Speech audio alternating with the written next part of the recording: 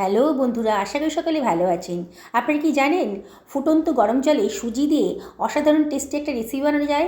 যাকে খাওয়াবেন না বন্ধুরা, সেই কিন্তু জিজ্ঞেস করবে, প্লিজ বলুন না কেমন করে বানালেন। আপনারা শেষ পর্যন্ত ভিডিওটা দেখুন, আশা করি আপনাদের ভীষণই ভালো লাগবে। আর গ্যারেন্টি দিয়ে বলছি, একবার বানিয়ে যদি খান না, বারে বারে কিন্তু এরকম করেই বানাবেন। চলুন তাহলে ভিডিওটা বানানো যাক। আমি একটা কড়াই গরম করতে দিয়ে দিয়েছি, তার ভেতরে আমি 2 বাটি পরিমাণ জল দিয়ে দিলাম। আর দিয়ে দিচ্ছি হাফ টেবিল চামচ লবণ, 1 টেবিল চামচ সাদা তেলও দিয়ে দিলাম। দিয়ে সব কিছু ভালো করে মিশিয়ে নিচ্ছি। জলটা যখন একটু ফুটতে শুরু করেছে, যে বাটি মাপের আমি জল নিয়েছিলাম সেই বাটি মাপেরই 1 বাটি সুজি নিয়ে নিয়েছি। এবার কিন্তু গ্যাসের ফ্লেমটা একেবারে লো করে দেবেন, দিয়ে জলের সাথে সুজিটাকে ভালো করে মিশিয়ে নেবেন। অনবরত নাড়তে হবে, যাতে সুজির মধ্যে কোনো লাম্পস না থাকে। দেখুন আস্তে আস্তে কিন্তু সুজিটা বেশ ঘন হয়ে যাচ্ছে। দেখুন আস্তে আস্তে সুজিটা কিন্তু একটা ডোয়ের আকার নিয়ে নিয়েছে। আর একটু শুকিয়ে নেব। গ্যাসের ফ্লেমটা কিন্তু অবশ্যই লোতে রেখে দেবেন। সুজিটা একেবারে সেদ্ধ হয়ে গেছে।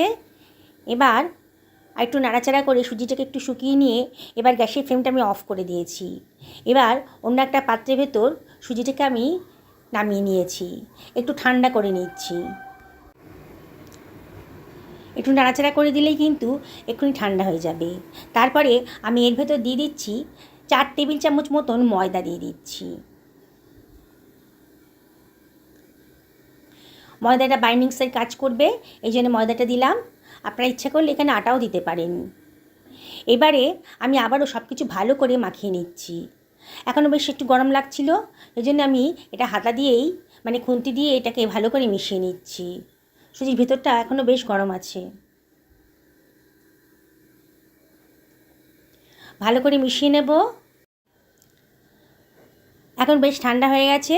এবার আমি খুন্তিটা সরিয়ে রাখছি। এবার হাত দিয়েই ভালো করে মেখে নেব। হাত দিয়ে ভালো করে ঠেসে ঠেসে এমন করে আটা মাখি সেরকম করে মেখে নিয়েছি। দেখুন আমার অনেকটা পরিমাণ হয়ে গেছে সুজিটা, আমার এতটা লাগবে না, এই জন্য আমি অর্ধেক অংশ এটাকে সরিয়ে রাখছি, কালকে বানিয়ে নেব। আপনারা আপনাদের মেম্বার অনুযায়ী সুজিটা নেবেন। এবার যে অর্ধেক অংশ আমি রেখেছিলাম তার মধ্যে একটুখানি ময়দা দিয়ে দিলাম। হাতে লেগে যাচ্ছিল সুজিটা, একটু ময়দা দিয়ে ভালো করে আবারও ঠেসে ঠেসে মেখে নিচ্ছি। দেখুন মাখতে মাখতে একেবারে স্মুথ ডো তৈরি হয়ে গেছে। এবারে আমি এর ভেতরে দিয়ে দিচ্ছি 1 টেবিল চামচ মতন সাদা তেল, দিয়ে আবারও ভালো করে মেখে নিচ্ছি। এমন করে মাখতে হবে যাতে ডোটা একেবারে স্মুথ হয়ে যায়।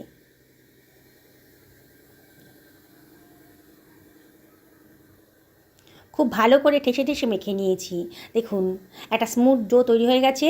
এইবার এখান থেকে আমি কতগুলো লেচি কেটে নিচ্ছি।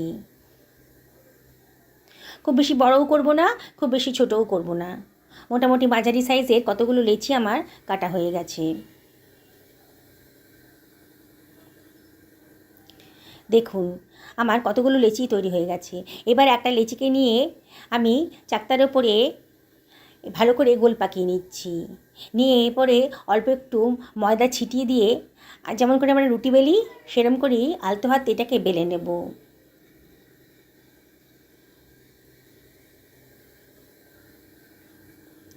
বন্ধুরা রেসিপিটা যদি একবার বানান না, তাহলে কিন্তু আপনাদের অন্য কোনো রকম করে রুটি খেতে ইচ্ছা করবে না। এতটাই নরম তুলতুলে হয়েছে যে আপনারা না দেখলে বিশ্বাসই করতে পারবেন না। আর যখন এটা অনেকক্ষণ পরে খাবেন তখনও কিন্তু এটা শক্ত হবে না, একেবারে নরমই থাকবে। এটা আপনারা যে কোনো তরকারির সাথেই খেতে পারেন, তবে এটা শুধু খেতেও কিন্তু বেশ ভালো লাগে। আমি এইভাবে সব রুটিগুলো বেলে নিয়েছি। দেখুন খুব বেশি পাতলাও করিনি আর খুব বেশি মোটাও হয়নি। একটা তাওয়া গরম করতে দিয়ে দিয়েছি, দিয়ে একটা রুটি এর ভেতর দিয়ে দিলাম। দিয়ে কয়েক সেকেন্ড বাদে ওপরটা যখন একটু শুকিয়ে শুকিয়ে গেছে তখন এটাকে উল্টে দিচ্ছি। স্প্যাচুলা দিয়ে একটু চাপ দিতেই কিন্তু আস্তে আস্তে রুটিগুলো ফুলতে শুরু করবে। দেখুন একটু করে চাপ দিচ্ছি আর রুটিগুলো কিন্তু বেশ ফুলে যাচ্ছে। খুব আলতোভাবে চাপটা দেবেন। এই রুটি কিন্তু ভীষণই নরম, বেশি জোরে চাপ দিলে পরে ছিঁড়ে যেতে পারে, তাই স্প্যাচুলা দিয়ে আলতো হাতে একটু চাপ দেবেন। দেখুন কিরম বলের মতো ফুলে যাচ্ছে রুটিগুলো, নরম তুলতুল করছে দেখেই মনে হচ্ছে। আমি আরেকটা রুটিও একইভাবে সেঁকে নিচ্ছি। বন্ধুরা, রেসিপিটা যদি ভালো লাগে তাহলে লাইক শেয়ার কমেন্ট করতে কিন্তু ভুলবেন না। নতুন বন্ধুদেরকে রিকোয়েস্ট করবো আমার চ্যানেলটা সাবস্ক্রাইব করার জন্যে, আর যারা ফেসবুক থেকে দেখছেন তাদেরকে রিকোয়েস্ট করবো আমার পেজটা ফলো করার জন্যে।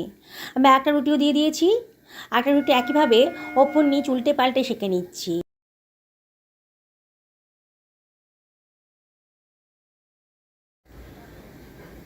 দেখুন আস্তে আস্তে কিন্তু রুটিগুলো বেশ ফুলে যাচ্ছে। এইভাবে বানাবেন।